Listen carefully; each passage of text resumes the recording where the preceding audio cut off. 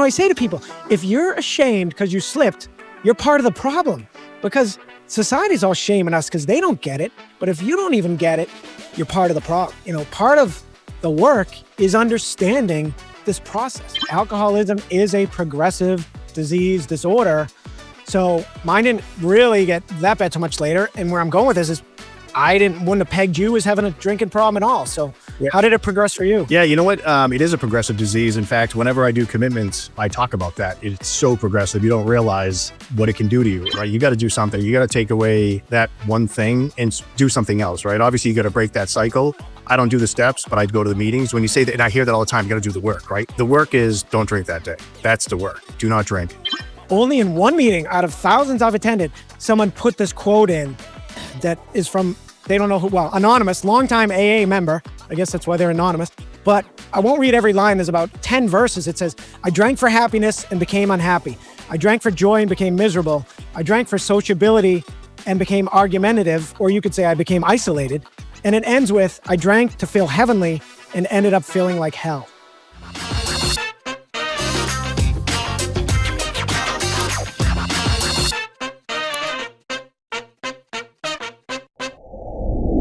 Okay, welcome into the Cappy Hour Podcast Extravaganza with my guest today, Derek Donahue. Hello.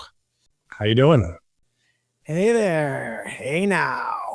So I told Derek for this podcast, a little different. Don't just do kind of the typical interview to hear people's backstories, kind of get right into it and borrow from Howard Stern where he hits people with a question right off the bat. So, but I don't tell him what it's going to be. Sometimes I don't know it till I say it. In Derek's case, Derek, I've noticed since I met you 20 years ago, you are follically challenged. Yes. How do you feel about that? And you are an extremely handsome looking, white, bald man, if I do say so. So I appreciate that.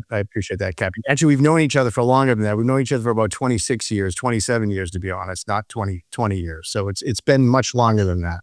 That's right, which is very easy for both of us to know because we met during the beginning of the .com boom. Correct. I was trying to look for a fancier word. Nascent? What is that word at the beginning of something? At the beginning and the end. But because nascent, or that was the Crossing the Chasm. Remember, that was the big book that was out here during the .com bubble, if you will. Right. Isn't there another one? Wag the Tail, something like that. But yes, we will, and we'll get to that. So yeah, you must have lost your hair at an early age, and I can commiserate, man. I've been on, I call it the cocktail of Rogaine and Propecia Rogaine, yeah, for just that long myself, actually. So yeah, was it a tough job? When did you start really losing it? And then I know exactly when I was about 26 years old. I was working at a company called Miracell. It was a computer distributor. I used to, grow my hair and kind of flash it back and try to hide the bald spot that I had in the back. And it got to the point where it just wasn't worth it anymore. I'll never forget it. I was living in Ayer, Massachusetts, and they had this old style military barbershop that you walk into and you have a choice. You have a flat top or you shave your head, right? So I went in there and said, take it all off. And that day was the day that I started wearing this hairstyle. So yeah, I was 27 years old. I mean, I'm serious, man. I think it is more of like the lighter your complexion, the less the kind of bald looks good on you, but it certainly does look good. So you definitely need a head for being bald. That's for sure. You can't have any lumps and wear strange, places. You definitely have to have somewhat of a well-shaped head. Let's put it that way. And so, man, for having severe ADD, I'm pretty good at listening, but I kind of zone thinking of my next statement with you. Did you give in and just shave it at some point? How did that happen? Yeah, pretty much. I had this bald spot in the back. I noticed it. I would try to hide it. I actually went on minoxidil or Rogaine when you had to get a prescription for it and you had to pay about $60 a month. So back then it was pretty expensive, but you sprayed in your hair and your hair would end up kind of greasy or oily, and it just wasn't a good thing to have to do every single day. And you had to do it every day because if you didn't, any growth that you had, you would lose it. So, I probably did that for about a year and a half. And at the point where I was like, you know what, this is just not working anymore, and decided to go visit that barber in Ayer, Massachusetts and shave my head. And I've been doing it ever since. Awesome. Awesome. And just think of all the money I saved on haircuts, right? $20 per week or every 2 weeks times, 20 years, 25 years worth. Yeah. Oh, big time. Although per a week or two, more like per month. You mean, which is every couple of weeks. Right now, I shave my head about once a week. Oh, yeah. So if you had to go to the barber shop every couple of weeks, right? Pitching $20, $40 a month, right? Oh, yeah. I was just saying, if you were comparing it to a guy getting a haircut every month. Oh, yeah, true. Yeah. Good point. I thought that, yeah. I just, in case any perfectionists like myself at home. So how do you just do it yourself with a buzz? Open blade and just shave it. Just shave it down. Pretty quick, pretty easy. That's awesome, man. I have struggled with my hair my entire life. I had a big curly hair growing up. I wouldn't even let them go above my ears till a friend forced me to, gave me a buzz cut after freshman year of college.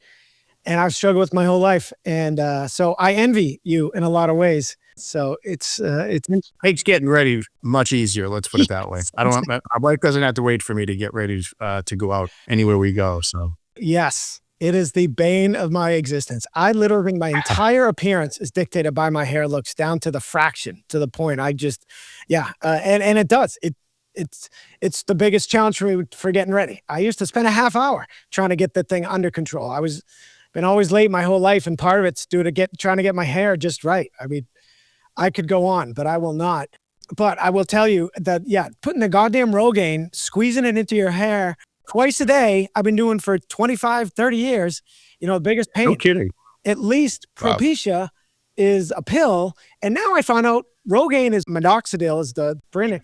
You can now take that in a pill. So actually I'm going to be getting that from my doctor. So it's amazing. And I still have, I don't feel like we can't, but up very top, I do have a little bit of a halo, but it would be so much worse. And I feel bad for those. And I will never forget, I was married long ago, back right when we met. So that would be 2000. And we were sitting in church one day, and my wife's cousin leans over and says to me, there was a guy in front that had the bald spot. And he said, man, I would never try to pull that off. As soon as that happens, I'm shaving my head. And I always thought of that. And one other great tidbit is I went to my doctor when I was married and asked for Propecia. And he said, what do you care about your hair? You're married. And I said, I get a feeling I might be single someday. Yeah, in fact, the doctor that I went to was someone that wasn't my normal doctor. I'll never forget it. And I was embarrassed, right? Because, to get asked for a prescription to grow hair is just a weird thing to do, 27, 28 years ago. And sure enough, I found another doctor. It was like a dermatologist or something. And I'm like, can I get, Rogaine prescribed to me? And I'll just never forget it. I felt so embarrassed to actually do that. And, but like I said, I only took it for about a year and a half. It wasn't too long. That's funny. That's good stuff. I had a good friend that I grew up with that did that, where they had to actually send that thing out for maintenance. Those poor guys, right? You know how that works? And for those who don't, it's kind of like a wig, but that it looks a little more realistic. It does look like it's attached to you. But I believe the way it works is I'm going to guess like 6 weeks, you would have to send You got to get it tightened. You have to get it tightened down or glued down. Yeah, it's basically like a wig, right? Yeah. It's, I remember him saying he had to send it back to them for some kind of maintenance. And then they sent it back. But how would you live without it? So maybe they even gave him 2 of them. I don't know. I actually thought the one guy that had it that I knew looked kind of decent with it. I actually want him to keep it, but bad advice. Everybody looks better natural, without it.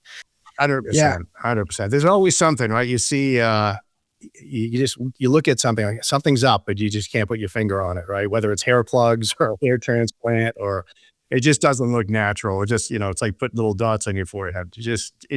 Yeah. If you got a nice head, you show it off. Yeah, absolutely. Absolutely. Well, in fact, I'll even confess this. And I would say they have shampoo now, the Just for Men shampoo.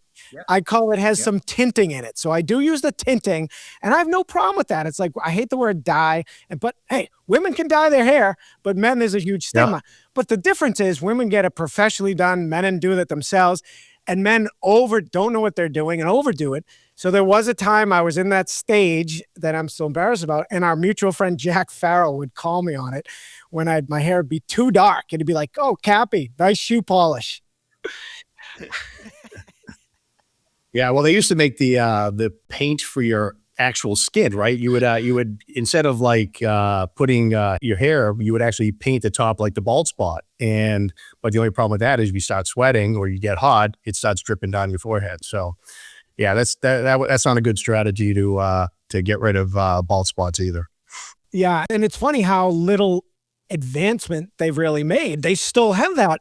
I've looked into it. I've never tried it, but they have some kind of thing now where it's almost like staticky. I think sticks to your hair and kind of does make it. Yeah. I think Sal Governale from the Stern Show talks about using that, and I think it also kind of. So they come out with a pill that gives you hair within 30 days. I'm going to keep the hairstyle that I have currently. So. And this podcast, I should have let off telling. Well, it'll be in the description. They'll know. We're going to be talking about alcoholism and AA especially, because I know many AA friends. But now that we're talking, I have to grab one other thing in my closet, take 2 seconds. So I've tried it all. This I spent on a laser cap. For those just listening, this is a laser cap. Looks like a turtle shell with all, what do you call these probes? Red lights on the inside. LED lights, yeah. I bought this from a hair doctor like 15 years ago for a whopping $3,000 I paid for this thing. Yep. So talk about you saving on haircuts, which by the way are up to like $28, and I always tip very generously. So you $30, is that what you're saying? No, but I live between like 12 to 15, which doesn't even sound that insane. But I think most just think $5 sounds like a good haircut tip. But it's really, it's such a personal thing. And to me, it's never enough. It's like going out to breakfast. Breakfast servers do the most work for the less amount because people tip on the check. So I never tip on the check when it comes to breakfast. So anyway, yeah, $3,000 for this laser cap. No idea. I even had them send me another replacement battery. And then when that went, I said, forget about it. But they still claim, at the time, I didn't even know it was a hoax, but they still claim that is a red light therapy or whatever. It does work. But yeah, I'm not doing it. It's pain. And they even got it down and you only had to do it for 15 minutes a day or something. I originally, I think, had to wear it for 30 to an hour. Anyway, all right. So, Derek, you and I worked, in the .com boom. And the reason I was looking for the fancier word is we got in. Well, especially I got into that company before it truly went bananas. But we sold internet real estate for a company called Exodus. I love that term. I don't know if you ever used it, but I loved using it. I never did use that. I used ping, power, and pipe, right? I never used the internet real estate, but that was a good one. I didn't use it on the reg, as they say, but it kind of just came back to me. But we sold data center space to companies outsourcing their servers, web hosting in a way, but it was co-location. The difference being these companies could still access all their equipment. They were in caged spaces where they could access it. And the reason I remember, I got in August of 98 when Hotmail, it was just taken off, and that spawned the whole business. Kind of fascinating. Hotmail went to our founders, were in the POP business, point of presence. They were near telcos where they would provide internet access kind of off of the telco. So Verizon, AT&T had the big pipes. Well, they would resell those pipes for early internet access. Well, Hotmail went to a trade show telling people about their free email service, and they started to blow up. And they didn't have the space, the power, the cooling to handle all the servers they needed to run their business. They went to our founders and said, hey, can we stick our servers in your POP, which had space, cooling, and the closest access to the pipe, to the big telcos.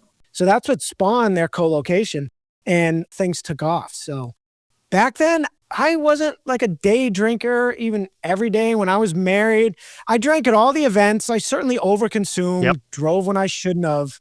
But this alcoholism is a progressive disease disorder.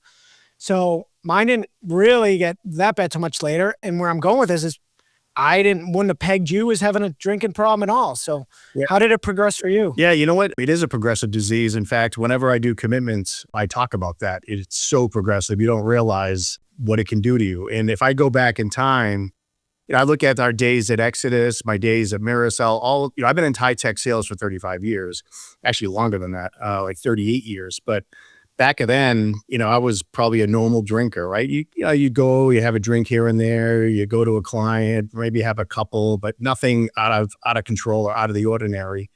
You go to sales kickoff, yeah, you probably overconsume, right? You go to a president's club, you definitely overconsume, but it was never, ever, ever a problem, right? And if I look at my time, and my story's not that exciting, but if I look at my life, when I started way back when, both my parents were definitely alcoholics, right? Back then, that was really probably pretty normal for most people, right? They would drink every day, have their Bud Lights or their Schlitz or whatever they were drinking. I definitely come from a long line of alcoholics, right? It's just something that happens. But, I was pretty much a normal person. High school, college, I never really overconsumed. I was never the one that would drink constantly. And just like you said, it would just never seemed to be an issue. But I just knew in the back of my mind at some point it could be, right? Because things do progress. If I look at, my career over time, like I said, I was probably normal for 15, 20 years at least. In fact, I think, who knows, when I've truly went off the rails, right? I think you tend to forget a lot of things as you're progressing through this, right? I would never have alcohol in the house, or very rarely. I would never drink beer in the house, or I'd have it in my refrigerator. But all of a sudden, we started drinking, getting into IPAs, right? And those IPAs, those things were 8-9%. And you drink a couple of those here and there. They tasted horrible at first, but you kind of get used to the taste and they start tasting better, right? Like, oh, you have a couple of IPAs, right? As I progressed through my sales career, I started getting promoted, started getting, big level jobs, and the stress just, goes through the roof, right? You just have forecast calls you have to deal with, sales teams that you have to hire, fire, manage, and lead, right? It just gets extremely stressful over time. I look at, that time, it was probably 10, 12 years ago is really when IPAs started kind of getting popular. And, the IPAs just started, you have one or two here and there, then all of a sudden you have a 4-pack. Those beers are extremely strong, right? They're not a 3% Bud Light, right? You're drinking something that, is probably 3 beers, right? And as that progresses, right, you tend to kind of get out of control, right? And I just never realized that it would keep progressing the way it did, right? And I didn't go to any meetings. I never knew really about, AA or anything else. So for me, it just kept progressing, right? It just got to the point where, my life was completely unmanageable, right? And it makes it hard. That's kind of where I see like the beginning started, right? Is like when those IPAs kind of started coming out. Because like I said, I was never really a big drinker back then, but like I said, it just keeps progressing. Yeah. So did you get to the point of drinking on the job, I guess I should say? Yeah, it did actually. It got to the point where I was drinking on the job, right? And beer, right? Beer smells, right? You can definitely smell that. Then it progressed to vodka, right? Yeah. And because vodka, you can get it in a smaller bottle, right? You don't have to have, multiple 6-packs or 4-packs around, but it absolutely progressed to where it was day drinking for sure, right?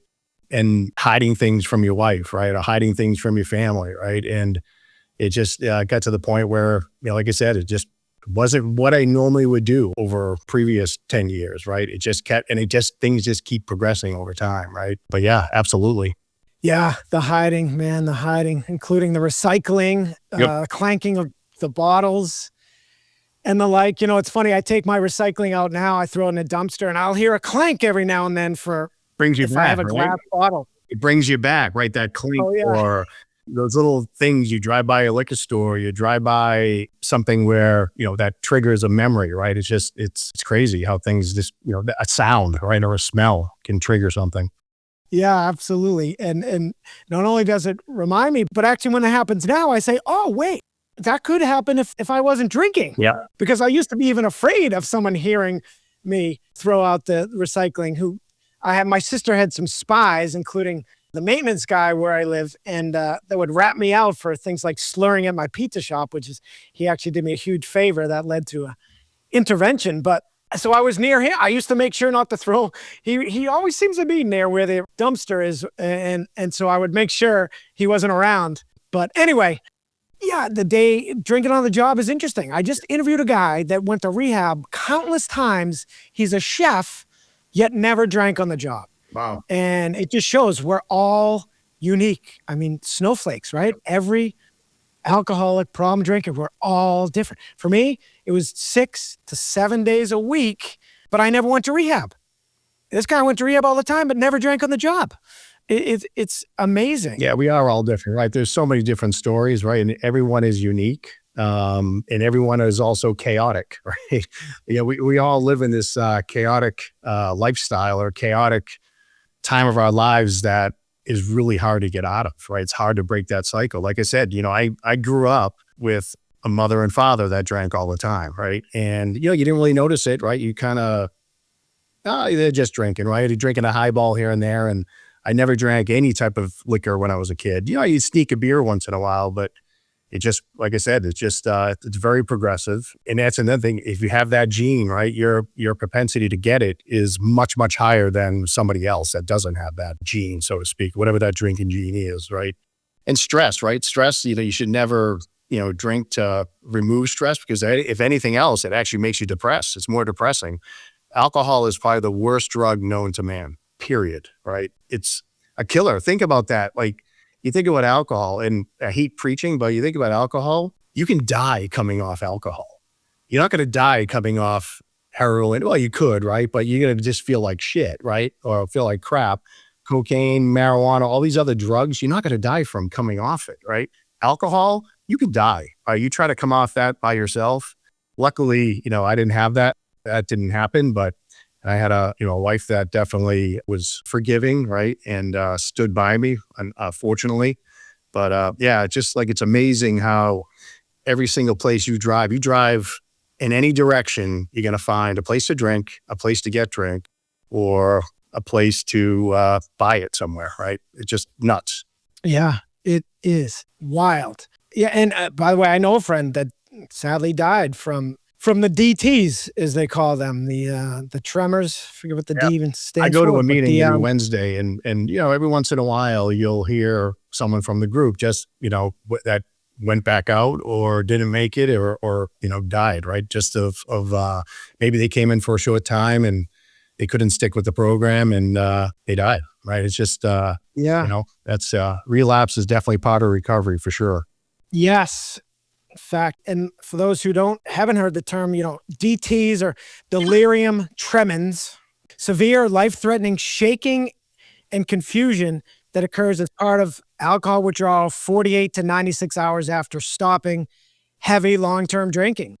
I don't know the exact story, but my buddy was found essentially dead in his apartment, and they said he was having seizures related to DTs. So it is a good point. Yeah, sadly, I'm sure you know as well. We all know someone that died from it. I had a guy in my community. He almost died once over a weekend. He came on, and he came on that Monday and said that he drank so much. He was brought to the hospital. He was told if he did it again, he was going to die. I tried to get him to talk about it after the call. I texted him. He said, "No, my mother's coming to town. I'm good right now. I'll talk about it eventually." And then a week later, sadly, while his mother was in town, he did it again. And I actually got a text from his phone, but it was his mother saying, "Sadly, we lost Carl yesterday." And I couldn't believe it. And then so the community, we all went and talked about it. And there was a woman in the community, at least one, that said, "I didn't realize you could die from alcohol." My God, which, sounds, you kind of have the reaction, but yeah, if it's one of those things that, like everything, if you don't know, you don't know. Yep. That you can literally die. And my theory is a lot of the people that die of alcohol poisoning, which it likely wasn't his case. My theory was, even though he knew if he did it again, he could die, he said, as it often the case, I'm just going to have one drink. Yep. Just one. One doesn't, as we know, one isn't going to be one. One's going to be 20, right? Because you typically, that one is going to lead to 10, right? You're going to try to pick up where you left off. And that's not a good strategy by any means. Yeah. A lot of people don't like the whole powerless word. Yep. But one thing is we're powerless after the first drink, really even after the first sip. So yes, we have power up until that point. Relapse happens way before you take that first sip, right? You're thinking about it, right? And there's no doubt, right? You've already had that drink before you even had that drink. Unfortunately in my world, I work in technology, and I'm constantly taking people out to dinner, right? And alcohol is everywhere you go, right? Every single dinner, every single meeting, every single happy hour, lunch and learn, what have you, it's everywhere. And it was hard at first. It was hard to shy away from it or stay away, right? You're also embarrassed, right? It's like, I have this problem, right? I can't drink alcohol. What do you mean you're not drinking, right?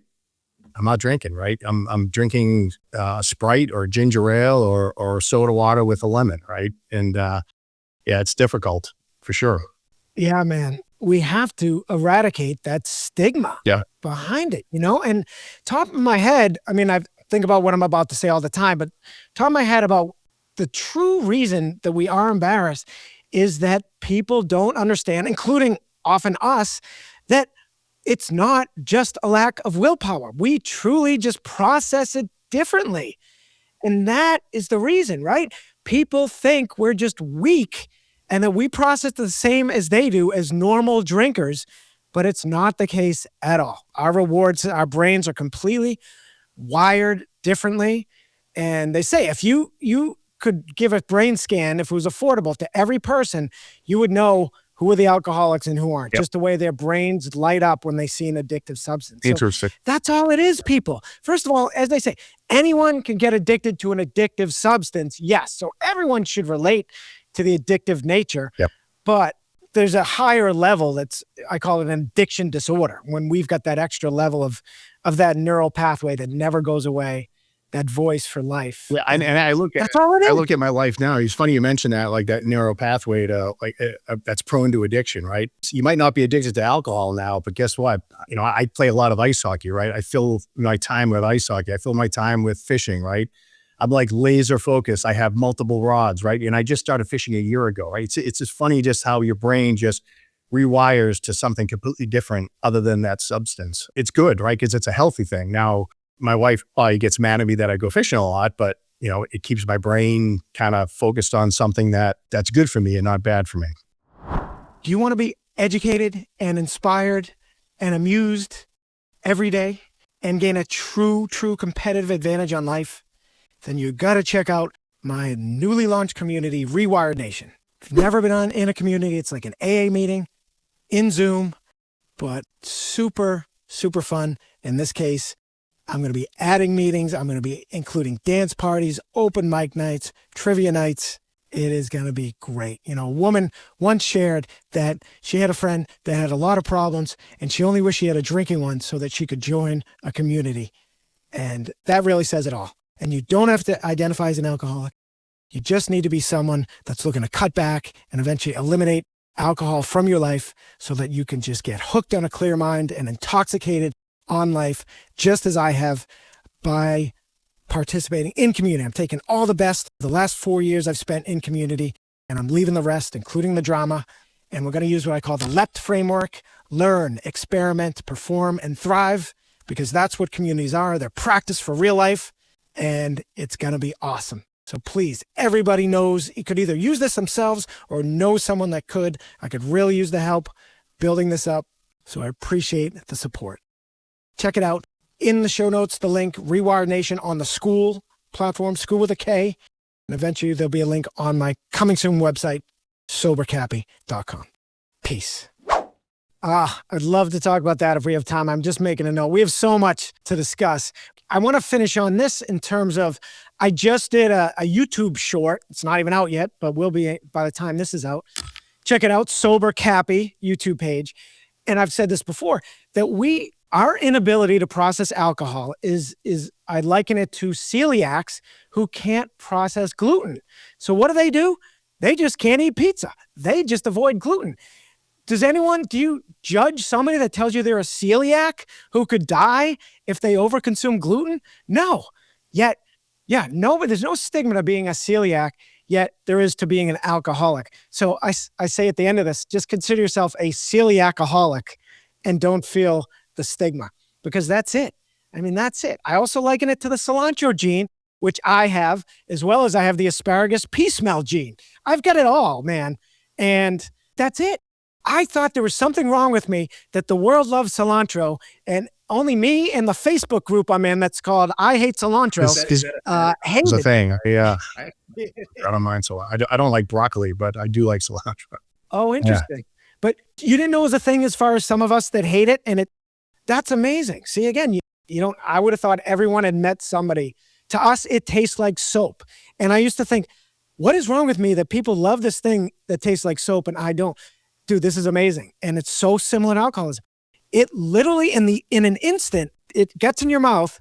It's a chemical process that changes the flavor to basically soap. For being serious, like this is actually an actual 100%. And I didn't learn until much later in life that it is a gene that actually does that. And of course, the asparagus pea gene. Do you know that one? I you were making this stuff up. This is amazing. You don't know that either. And I don't eat vegetables. That's probably why. Okay. On occasion, after dinner, I will go tinkle, and I'll look around going, is there a dead animal in the bathroom? Sorry if this is TMI, but it's not a big one. And it literally, you forget every time, because most of us don't eat asparagus that often. Yep. It literally changes your urine to smell like a dead animal. Yeah, that I knew. Again, it happens within 10 minutes after eating. It's so crazy. But the point is, people, it's a gene. I am just different. And so we've got to eradicate this stigma, man. It's crazy. But it's got to start with us. You know, I say to people, if you're ashamed because you slipped, you're part of the problem, because society's all shaming us because they don't get it. But if you don't even get it, you're part of the problem. You know, part of the work is understanding this process. People say, oh, we drink. Drinking, what is it they say? Drinking is the symptom and the cause. You know, of course, we drink as a coping mechanism, but everyone drinks for the same reason, to de-stress, to relieve pressure, all that. That's not what makes us alcoholics. What makes us that is that we process it differently, and we have this neural pathway for life. It never goes away like most. If you don't use a neural pathway, it atrophies and dies. In our case, it doesn't. It gets dormant. We can be in remission for life, but even a sip will fuel that thing. Yep. And I feel like I'm talking too much, but to finish my point, my belief is a lot of people that die of alcohol poisoning are the ones that didn't drink for a long time. And they come back into it. Everyone, you get it in your head, you can drink normally. And I say, the good news is you can. The bad news is not for long. I tried it after 3.5 years, and I drank normally for about a week. And then I knew, and it comes back with a vengeance. And that's what kills you. You feel, you let yourself so down. I mean, there's a multitude of reasons, but then you just drink yourself to death, basically. Yeah, it's crazy. Have you lost, Guy? How long you been in AA, and have you? Yeah, I've been actively going for about 4 years, but actively sober for about 19 months. I had a minor slip back in January of a year ago. It was a work thing. I look back, it's kind of part of the process. Like I said, not proud of it, but 19 months now. So I look at it, and I'm on a good path. I go to regular meetings every Wednesday, same group, same meeting, same guys. But I've been going to AA for about 4 years, and it takes a while, right? You start this process, right? And you can call it a process, a journey. I hate the word journey, but I think it's just overused, but you start down this path, right? And it's hard. Getting off drinking is one of the hardest things you can do, right? Because you're wired to drink, wired to do it, and you spend all this time hiding it, right? And you think you can keep hiding it. But it took a long time. It took me a while to kind of fully understand. I mean, even during that slip, right? You kind of go back, you're like, man, what was I thinking? It's like, why did I have to, right? Just because someone puts that, and it kind of creeps into your brain. I said, maybe I'm okay. Maybe I'm normal again, right? Maybe I can try this dangerous thing that, will kill me if I indulge, right? But you don't think that way. Like you say, I'm fine. I can handle this, right? You can't. If you have a propensity to, overindulge, you're going to keep doing it, right? It's just not going to end well, right? And it's going to destroy your family. That's ultimately what can happen, right? You can die, right? But you die, yeah, your family is the one that's going to have to pick up the pieces, not you, because you're gone. It takes a while. It takes a while to get off it, right? Especially, where you live, who you hang out with, what you do, right? And what your job is, right? If you tend to work with a bunch of people that drink all day, right? Might be a little bit more challenging, right? Sometimes you have to get up and leave and go somewhere else, right? Or do something else, or they call it the geographic move, right? Or geographic sobriety, by you pick yourself up and you go somewhere else where you're not around your circle of people that possibly got you into that. Even though you pick up the drink, they're not forcing anything down your throat, but just picking up and leaving and moving on. But that doesn't solve the problem. You actually have to do work. You got to do something. And it's not just, I'm not going to drink today, right? That's part of it, right? And that's how you have to feel. But you have to do something, right? Whether it's rehab, whether it's go to AA, whatever, you have to do something to rewire your brain, to get your brain back on track, to not use this substance, right? Or, alcohol or what have you. But yeah, it's tough, but it's hard. It's really freaking hard. Like you said, it's the memories, right? I drive through my town and, you see 5 or 6 places that are bars, restaurants, liquor stores, packies, right? The packy stores, right? What we call here in New England. It's everywhere. Everywhere you go, I travel for work all the time, right? I'm going to Cleveland this week. And when I get there, right, I know I'll be fine, but you walk through the lobby and it's funny. I walk through the airport, 7 a.m. and there are people drinking beer. It's like, holy shit. I never got to that point. Well, I think I take that back. I did. It gets to the point where, if you're drinking at 7 a.m., there's definitely, you got a problem, no doubt. Yeah.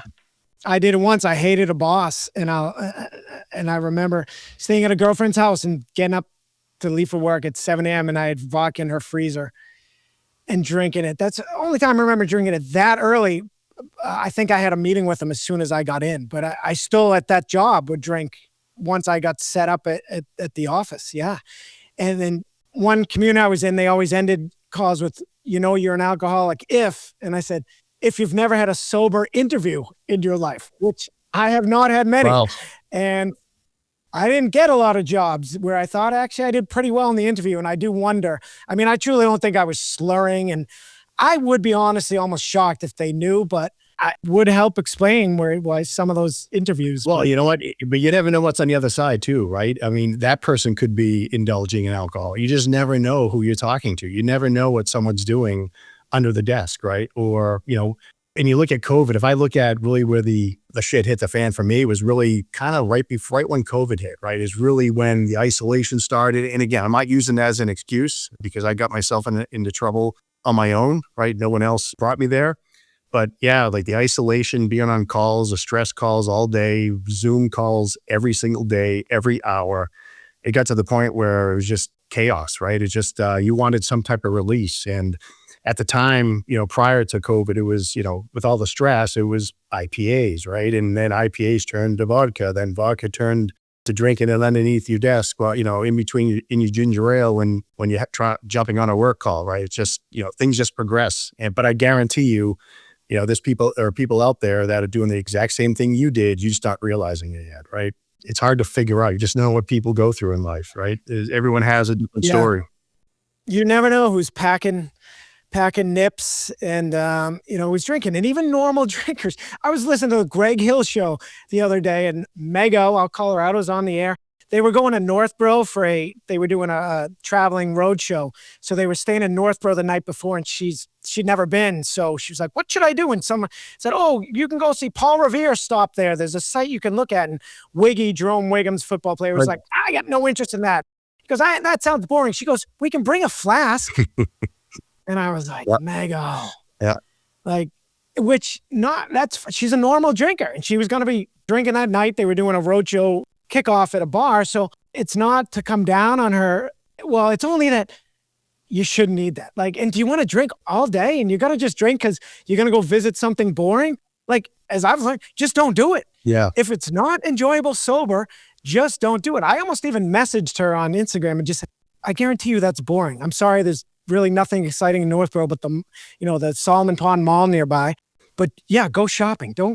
Anyway. Yeah, you don't need to have a couple of nips to go shopping, right? But it's socially acceptable, right? It's commonplace. It's everywhere. No matter what you do, where you go, who you talk to, Hey, let's grab a drink. Yeah, you want to? Hey, let's grab a beer, right? And that's like such a common statement, right? I talk to a lot of people, right? Oh, we'll grab a beer someday. I'm like, I'm not going to grab a beer, but we'll sit and talk with you. Absolutely, I'll get a Sprite or a ginger ale, right? But I have no interest in grabbing a beer. I'll still have the conversation, but minus the alcohol, preferably. It's so funny on the dating apps, where some will actually right off the bat say, how do you want the first date? Get dinner, go for a walk, or, they pick what they put in, and some will say, get a drink, but then some will say, get coffee. And, my eyes just light up when I see the get a coffee. It's just such a better way to go, which I was going to ask you. Now, when I see like those 7 a.m. drinkers, which are so fascinating, the last time I flew, I go straight to the bar. I still go straight to the bar when I fly, and it's because I want to see who's there. I'm just so curious. I even wish there was one woman drinking by herself. I wish I went up and kind of interviewed her. But I feel so bad for those people because, as I'm sure you could relate, I used to then get off the plane, especially if it's like cross country, and just want to go to bed. Yeah. Just like when I got out of Red Sox games. I never went to, everyone would go to Red Sox game and then go to bars afterwards. I didn't go to any post-game stuff because I was done and just wanted to go to bed. I mean, I didn't even enjoy drinking for the majority, especially once it progressed. Yeah. Once it stopped working. It's a lonely disease, right? You just want to isolate, be by yourself, right? And it's not for me anyway, it was like, just be away from everybody, right? I didn't want to go out and talk with people and hang out with people or go to a Red Sox game and, not me. That's not what I wanted to do, right? I just wanted to isolate. Yep. And that's part of the problem, right? You isolate, it gets worse and worse, right? Because there's no one watching you. Absolutely. They say alcohol just wants to get you alone and kill you. Yes. Is that might be an AA. It's funny. I repeat some things that I don't even know are AA things they said from AA, but I know there's a lot of them, like the old push up, the voice, or however they call it, doing push-ups out in the parking lot. That's a big one, right? You've heard that? Yeah. No, you know what? I don't really follow all the different, I don't do the steps, right? That's not something I've done. At some point, maybe I'll do them, but I just show up at the meeting and hear people's stories, right? That's what gets me going. Yeah, that's interesting. You had told me that, and I find it interesting because I do the online community route, which is like AA, but without any religious aspect or higher power, or without the steps. I talked to a friend from college. It was like, so what do you do in those meetings? Or do you have the steps?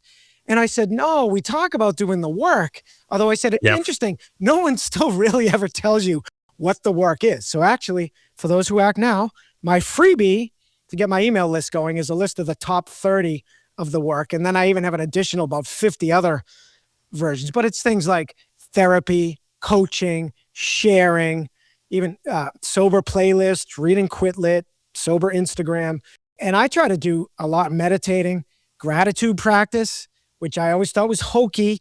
I don't have a formal one, but I say all the time, we are the luckiest, based on the great book by Laura McCowan. You got to do something. I think you hit it spot on, hit it right on the head, right? You got to do something. You got to take away that one thing and do something else, right? Obviously, you got to break that cycle.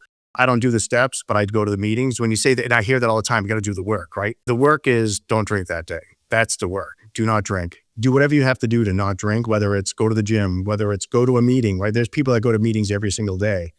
I go to a meeting every week. And I do a commitment every 2 weeks pretty religiously. Like I never miss that Wednesday meeting unless I'm traveling or, some work event that kind of popped up. But I'm there every single Wednesday with same group of guys. And these guys, it's funny, I'm in high tech, right? I go to a Teamsters meeting, right? Teamsters, right? Union guys, right? These guys are big, crazy, right? Men, right? That, I feel like this little guy in this. I'm a boy. Yeah. I'm a kid. I'm an infant here, right? So, and I tell everybody, when I do the commitments, I tell people, it's like, go to 100 meetings, right? Because out of those 100, 98 of them might not be your people, right? Or the group that you kind of latch onto or can commiserate with or bond with, right? But those other two, there might be one person there that says something to you that rewires your brain, right? And I still have flashbacks. I have a flashback, and this guy Brian that said to me one time was like, and I get emotional when I hear him saying it to me. He's like, I'm glad you're here, right? But I can still hear him say, this was like 4 years ago, but that little thing just kind of stuck in my brain and is like imprinted in the back of my head. And when I think about, you think about drinking, I think about him saying that, I'm glad you're here, right? So you just got to find that person or people that you bond with is really how I look at it.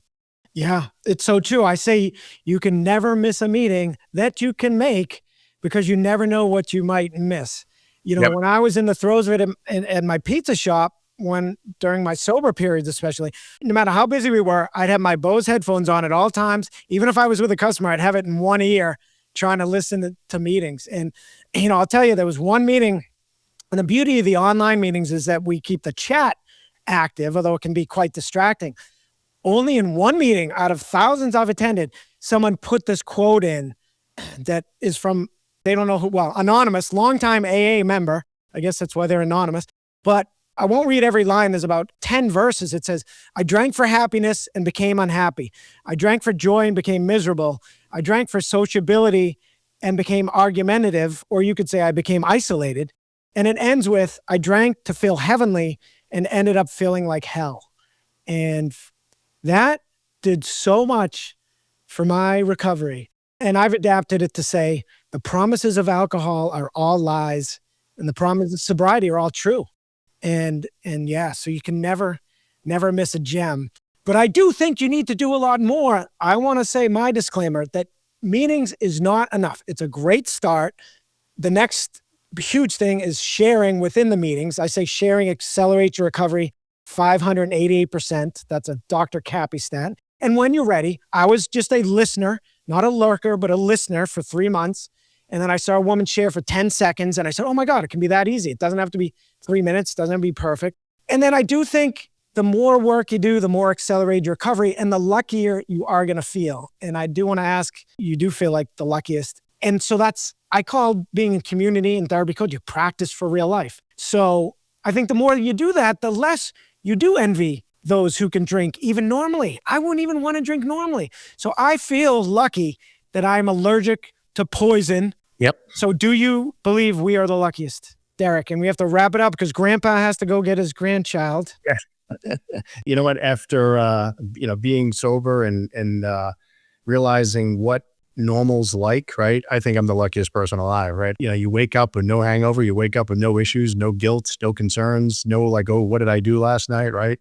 It's the best feeling in the world, right? Your head is as clear as possible, right?